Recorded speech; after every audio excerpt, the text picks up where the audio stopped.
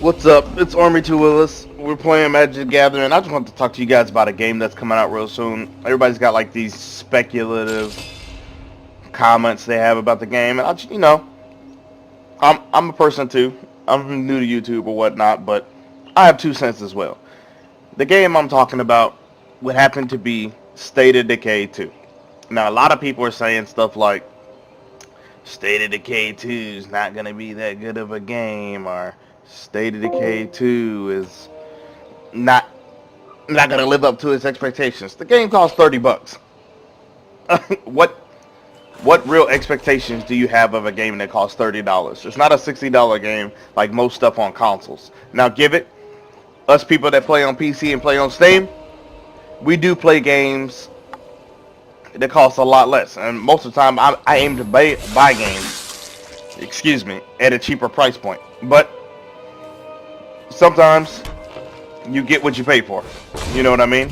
And I feel like for $30, adding in the fact that it has multiplayer, I buy it. It has tethering, but Ark had the same thing, and so do many other games have this tethering where you can't really go too far from other people. It sucks. But on the plus side, there's a lot to be had by a game like that. There's a lot to be had by an actual zombie game with base building and the ability to play with friends and run around, explore, build characters, etc., etc. I don't see too many other games that are holding that niche spot in the market. You know what I mean? Like it's pretty much on its own right now. Now, God of War, Detroit Become Human, those are great games. Battle Mech, great games. They all fit their own roles and where they are in the universe, but it's our nature to pair something versus something else. Detroit Become Human and State of Decay, because they're coming out at the same time. Nowhere near the same game, but they come out at the same time, so we pair them against each other. Call of Duty, Battlefield, they usually come out somewhere around the same time. And because they're both FPS shooters, we compare them. But one's a simulation shooter and one's an arcade shooter, yet we still compare them. It's just another example of the same thing. I feel like State of Decay is really going to hit for me personally.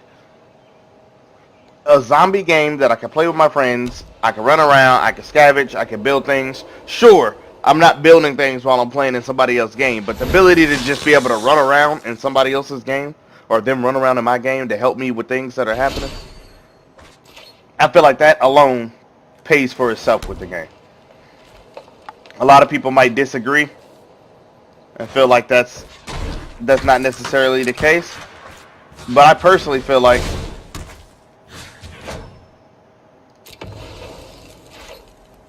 it is the case. You know, I feel like that's exactly what I'm looking for in a game.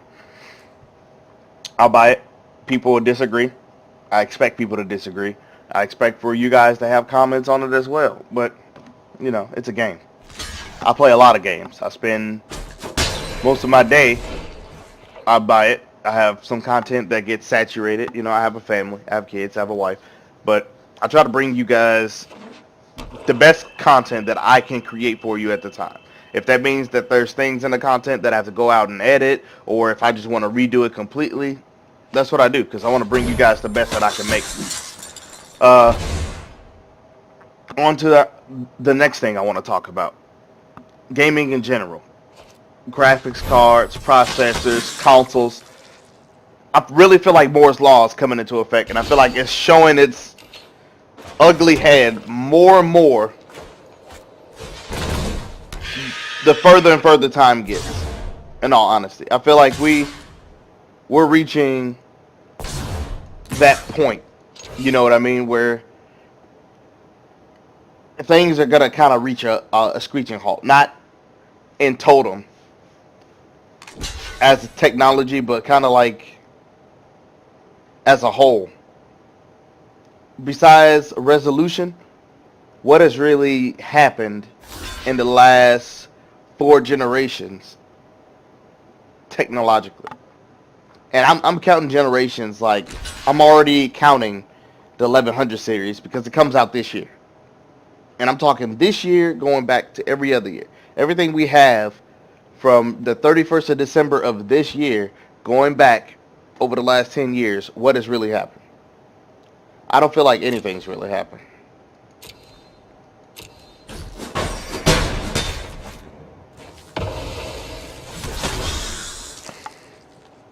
And I feel like there's not much going. Prices are going up. That's a for sure thing, but technologically, there's not much going for anything in the verse as of now. Uh, Me personally, I can say maybe the gaming market, and this is just my take on what I see. This is not no professional standard or anything like that, but I feel like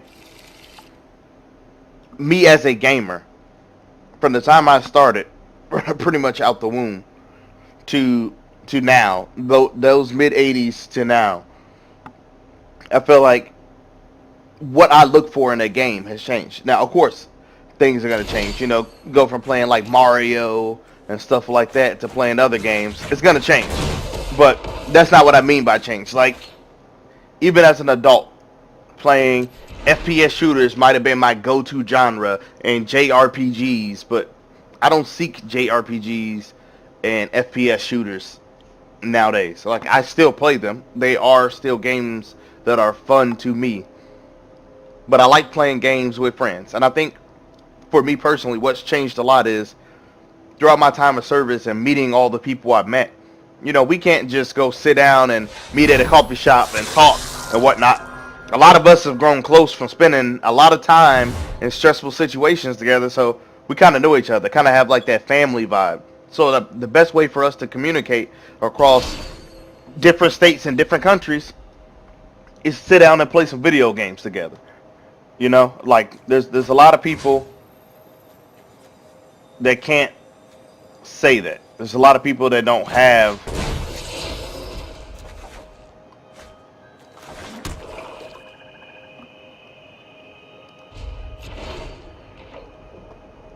there's a lot of people that just don't have that ability.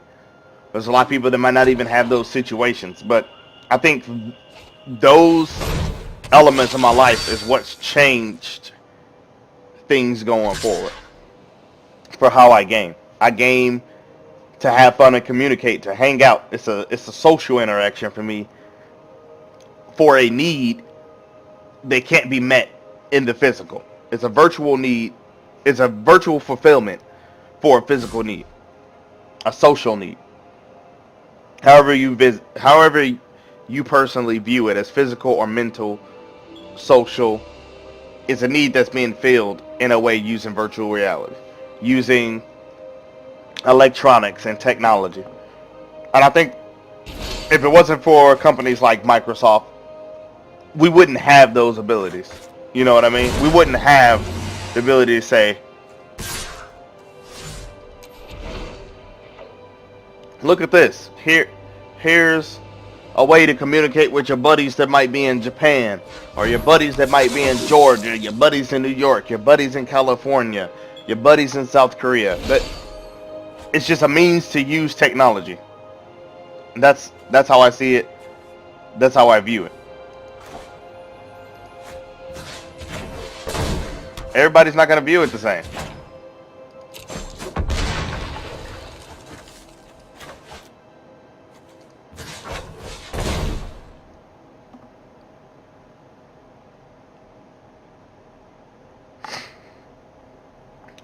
It's expected. Everybody's not going to view it the same. It's just the way it is, you know? It's just the way it is. But, you know, I'm curious. I want to know what people feel has changed for the better or the worse in the industry. Because I feel like there's a lot of things I don't like about the industry. I feel like games themselves, besides being graphically more appealing, content-wise are lacking nowadays. I feel like there's a strong lack in role-playing games and sandbox games and FPS games. I feel like they all lack today compared to 10 years ago when graphic fidelity wasn't really the, like, don't get me wrong, things did improve graphically, but I feel like they weren't the end all like we make them out to be. You know what I mean? I feel like they were just strictly what appealed to us.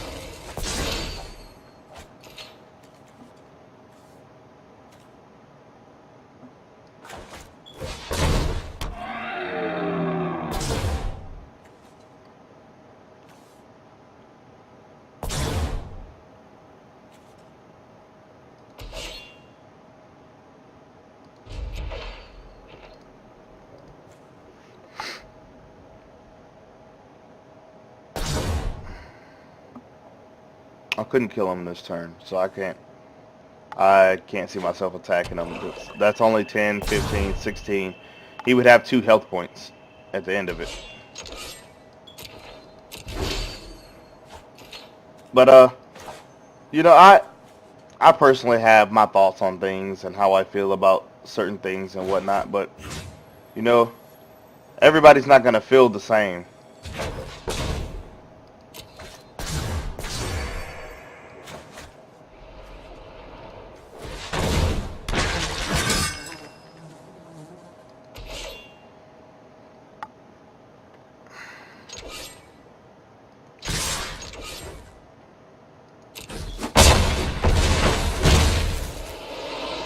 Everybody's not gonna feel the same. Everybody's not gonna have the same thoughts and emotions towards gaming as I do.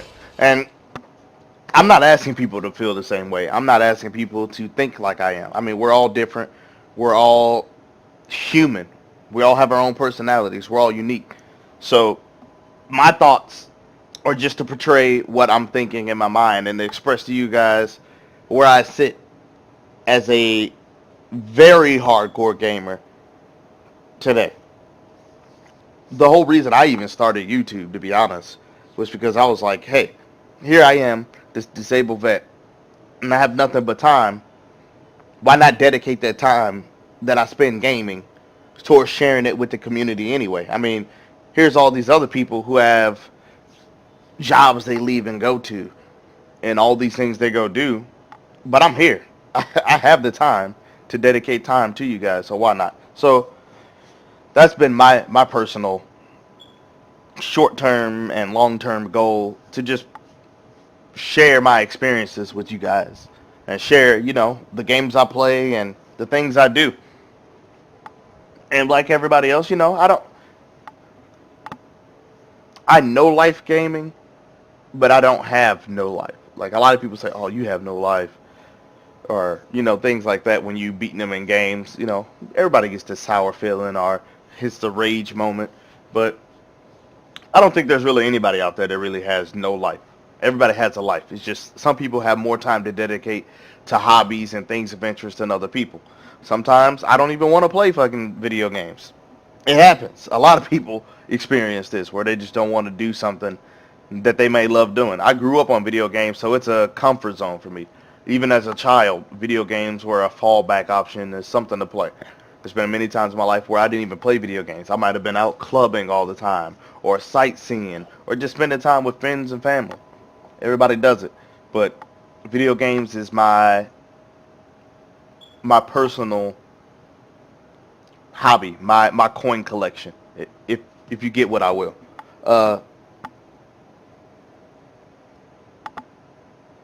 But yeah, I just feel like the gaming market, to get back on topic,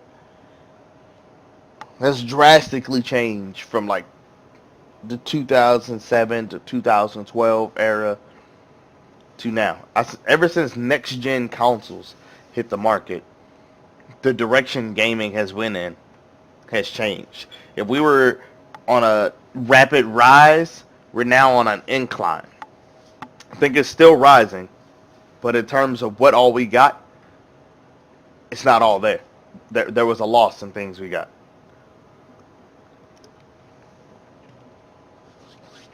I feel like it'd be better. I feel like there's more to be had out of gaming. And I feel like a lot of developers want to appease a niche group of players so bad by trying to get resolutions and graphics out there that they're failing to focus on what's most important. I hear gamers that I talk to all the time, be it friends, be it people that send me messages, etc., etc. Random people I talk to gaming, whether it be on a console or a PC. A lot of people say they prefer one or the other, but a lot of people have more than one system they game on. Whether it be a phone and a PC, a phone and a console, multiple consoles, handhelds, whatever. You game on more than one thing as a gamer. You're a gamer. That's what you do. But a lot of people say to me, and I've heard thousands of people say, graphics don't really matter. It's all about the gameplay content. If that's the point in fact, my thing is, why are developers? I know people that are up and coming developers. I know people that are current developers, etc., etc. If that is what gamers are looking for, and if you're a developer that is a gamer, a true gamer, and you know this is what people are looking for, or you hear this is what people want and are looking for, why are you focusing on what people don't really care about? So what? It's in 4K, it's in 1440p, 1080p. That's not what people really care about. What people really care about is the depth of game that you give them. If you're gonna give them something for $60, and in 2010 something like Skyrim came out, it wasn't even in 1080p, it wasn't even in 720p, but the depth of gameplay you got was phenomenal.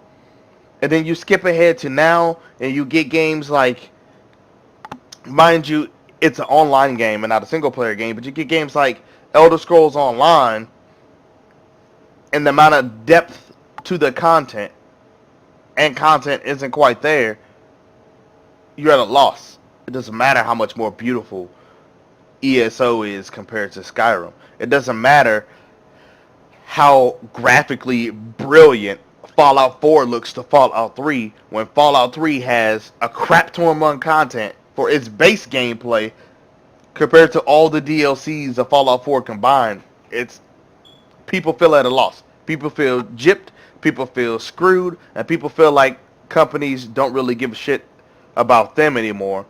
But the fact of the basis is, who's paying for these games? Who are you marketing these games to? Who's buying these games? And those are the voices that should be heard as a community, not as an individual, on what they want. Some things that consumers want, yeah, you're right, they're ridiculous. Some things consumers want, they say they want, but that's not really what they mean. That's a true statement too. But in general, as a whole, if the people want content, people want depth, people want co-op. They're not saying, hey, don't make a single player game. They say, give me the ability to play with a friend. Maybe this is a journey you want to socialize and experience with somebody else. Or maybe you want somebody to be there when you hit those OMG moments in a game that you feel like are unbelievable unless somebody was there to experience it. Sure, screenshotting and the ability to record games, which are in all the next-gen systems, is something I believe was highly needed from last generation. And it's a start towards getting people those moments that they miss, but it's not a end all. It's not a game ender. It's not the end of the road for that technology. You know what I mean? I feel like it can go so much further than where it is right now.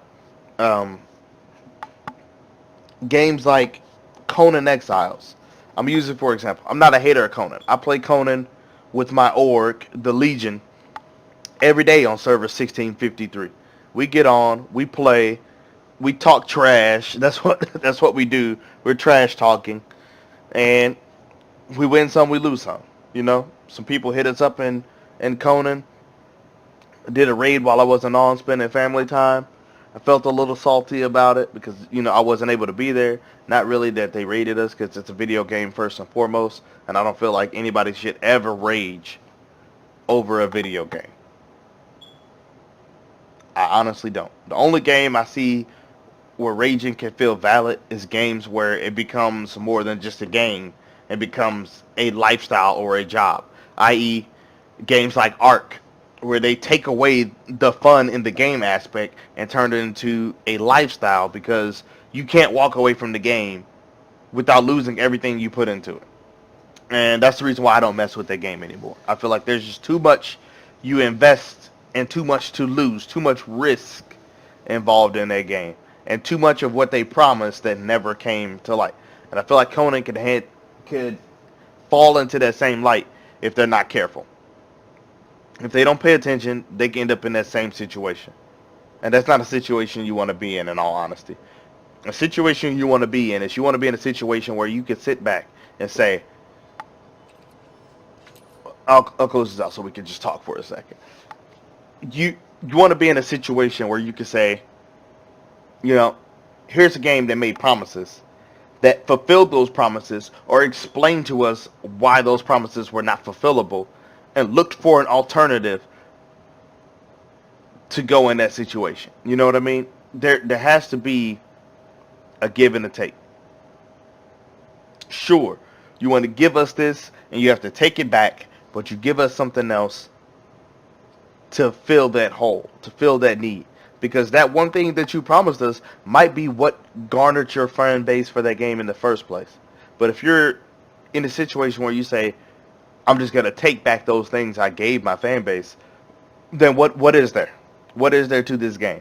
What is there to all this marketing that you put behind this and all this hype and fans and money to pre-order this thing that everybody is looking for, and then you don't fulfill it? That to me, in every way, light and shape of the form, is false advertising.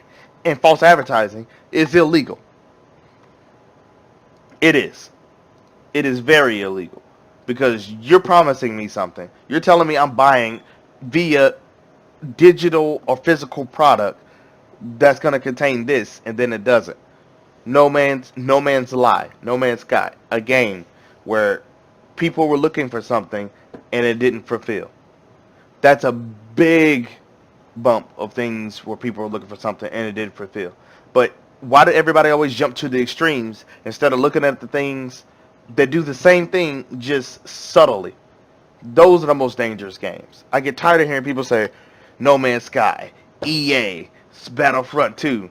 Look at the subtle games. Look at Call of Duty, algorithms, and all these slow practices they embed in each new game. And you don't realize it because they're dropping a new game every year, but that new game's not really even giving you new content. It's just finding new ways to exploit your wallet to a further basis. Why are people not looking at stuff like Destiny, a game I didn't even like from the beginning, and my friends were like, hey, we'll buy you the game if you're willing to play. And I was like, if you buy it, I'll play it because you bought it. But I'm not going to buy it myself because I don't believe this game is going to fulfill the promises it's saying. I mean, here's a studio that once worked for Microsoft that had ends that they didn't agree on, and now here they are, a separate studio, no longer controlling the game they created. And they're out to create a new game after being silent for all these years and time. But then we play the beta to this game. You have to pre-order to get the beta. We're going to stop what we're even talking about to focus on that for a second, because I do not agree with that at all. Why the fuck should I have to buy a bag of apples to get a sample when grocery stores give samples away to encourage one to buy them? That's what you're telling me when you say you want a beta.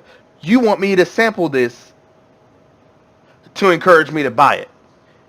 And telling me that I need to buy a bag of apples to get a sample is telling me that your apples are not worth me buying in the first place. Because if I have to buy it just to taste it, that means it doesn't taste good. That means you're not putting blood, sweat, and tears into it, just like every other industry in the world, to make it appealing to me.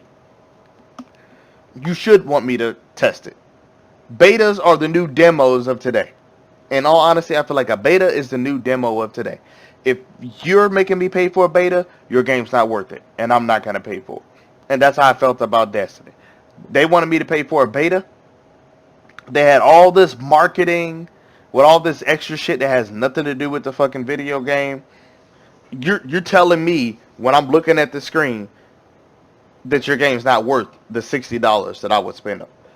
It's not worth the DLC that could be spent on it. It's not worth the sequel that was be spent on it. And every time I call this stuff out, sure, the first Destiny had some major improvements, but things that should have been in this MMO light, I got quotations, you guys can't see it, this MMO light game were not in there. First and foremost, why is it a 3-player game? Who the hell only plays with 2 friends? And if that's what you're going to go with, why don't you give us the option to do more things in the 6-man strike kind of setup? Why can't we go in 6-man teams online? Why can't we go do 6-man team organization-based things? You have these clans and these orgs, but they don't have an actual niche place in the game. They don't have their own city. They don't have a building. They don't have org-based events. So having an org is strictly cosmetic. There's no purpose in having one.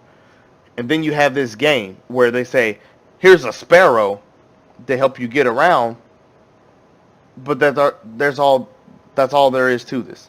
We got enemy-based vehicles that can fire at you and have weapons, but the sparrows do not. There's no racing, there's no nothing. Then they drop a racing event for sparrows, and it goes away. Something that I feel should have been in the game from the very beginning. And we're not going to keep on the rant with Destiny, but we're going to talk about the fact that this is an example of game companies just being lazy as developers. I'm going to call them out. It's called being lazy. You're being a lazy developer if you're not taking the time to code things and you want to slap and paste stuff together. You're like, oh, here's this. We're going to take it back out. Let's take a lot of the assets we had from the first game and slap and paste them into the second game. Do a little bit of bug fixing and then shove this stuff out on this predetermined date that says it has to be done by this day, and that be that. It's gonna have bugs. It's gonna be heavily bugged. All that money you spent on marketing, in my personal eyes, is money you could have spent on the game. What do you need to market Destiny 2 for? The fact that you have a fan base on the first Destiny is already a means to not market Destiny 2. The fact that you already got a fan base in Call of Duty, what do you need trailers to tell everybody about the next Call of Duty game for? If you're a verified company, if you're a verified gaming giant industry in the market, you don't need marketing. Shit, there are games right now that I haven't seen a single commercial or advertisement or market for that are doing amazing, and they're not even out, strictly because they let the game speak for itself. Sure, there's been a lot of failures in early access and crowdfunding, but there's been a lot of games that, even through the criticism, have shown that they're dedicated to bringing a game that brings innovation, that brings new technology, and that brings new ideas and new story arcs to the world of gaming. There are tons of games. A game like Eco, I feel like Economy or Eco or Echo or however you want to pronounce it, is a game that offers a lot, even though it's limited in content now. For what you can play and see on a monthly basis being updated is the shift I feel the market needs today. Why do I need to advertise it if I could put it out there and allow you to play it? Conan's another example because it was in early access for a year. It allowed people to play it. And then for all those people that help test and debug and get some things out, there's a ton of things I'm still upset about when it comes to Conan. But for what it's worth, for all those things, they said thank you by giving them something that everybody else that comes after can't have. Sure, the game's still $30. People thought the price was going to rise. Personally, I feel like the price shouldn't rise because for what you're paying for, that's what you're getting. People say, oh, Conan's not going to... They said they're not going to charge people extra money for all the things they said. There's not 10 gods in the game. Mounts aren't in the game. The Thrall City life is not in the game. Sorcery's not in the game. There's a ton of things I can keep naming that were asked of us to be voted on that are not in the game. But for where the game was in January 31st of 2017 to where the game is now in May 14th of 2018 is not the same game.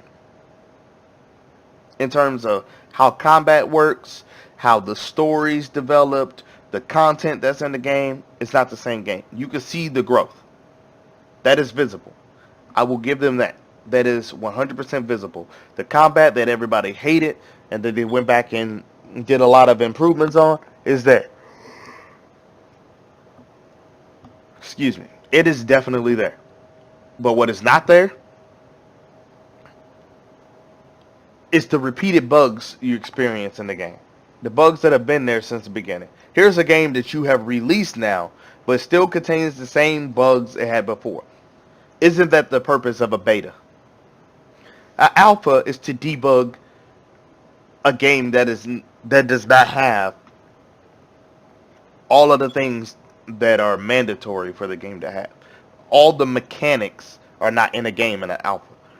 A beta is a game that has all of its base mechanics that allows the game to be a game, but might be missing a few features here and there, but mostly about debugging to get the game stable to a point where it is playable and enjoyable.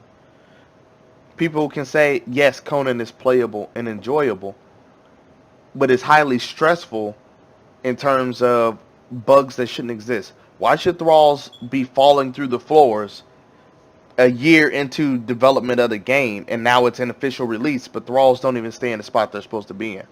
Why do thralls not fight in PvP servers like they're supposed to, or guard your walls like they're supposed to, when that's something they did initially in the game? You get what I'm saying? Like, these are things that should be fixed right away. If that meant, hey, we have to push our combat system back until X time, or you have to push your release date back so that you can debug the combat system and debug these other things, that should have been what they did. In my personal opinion, those things should have happened. And I have no problem with waiting for a game that can explain to me, hey, there's some key things that haven't been fixed, haven't been debugged. We want to get the game to you guys and we want to release it correctly. Should have happened. Ark strayed from the path of what they were promising players from the beginning. And because of that, yeah, sure, there's still tons of people that play Ark. And there's tons of people that don't. Including the people that I play games with all the time. We don't play Ark. We all own Ark. We all could play Ark. But Ark is becoming too much of a job. You already work 8 hours a day or 16 hours a day. What do you need to go to work for another 8 or 16 hours a day on a video game for? When it's supposed to be a video game, it's supposed to be fun and relaxing, to take your mind off, away from stress and the other things of life that you have to deal with. That's not the purpose of a video game. You're supposed to be socially interactive and invested in having fun. That's what video games are for. Not to go live an additional life in this made-up Ark universe when you already have a life with a bunch of stressors and things that you really don't want to deal with but have to deal with by obligation. Anyway, that's crazy. But that's just my take on things. That's just a take on a few games that I feel strayed from their path and really didn't live up to what they were supposed to. I feel like there's much more to come in the future. I feel like there's many things that are going to come that I look forward to. There's things that I'm hyped about but feel won't live up to their expectations. And if there's anything you guys want me to talk about, anything you guys want me to cover, any games you want to know my perspective on, leave a like, leave a comment. Tell me what it is you want to know how I feel about. Tell me what it is you want me to throw you the knowledge and the research that takes the time to do about a game. Or if you even want me to go back and explain why I feel the way about those games, I could even drop a video about that. If this is something you want, please leave a like to this video. Put me a comment. If this is something you like to hear about and see, and you enjoy my gameplay, be sure to hit that subscribe button. This is Army 2 Willis, out.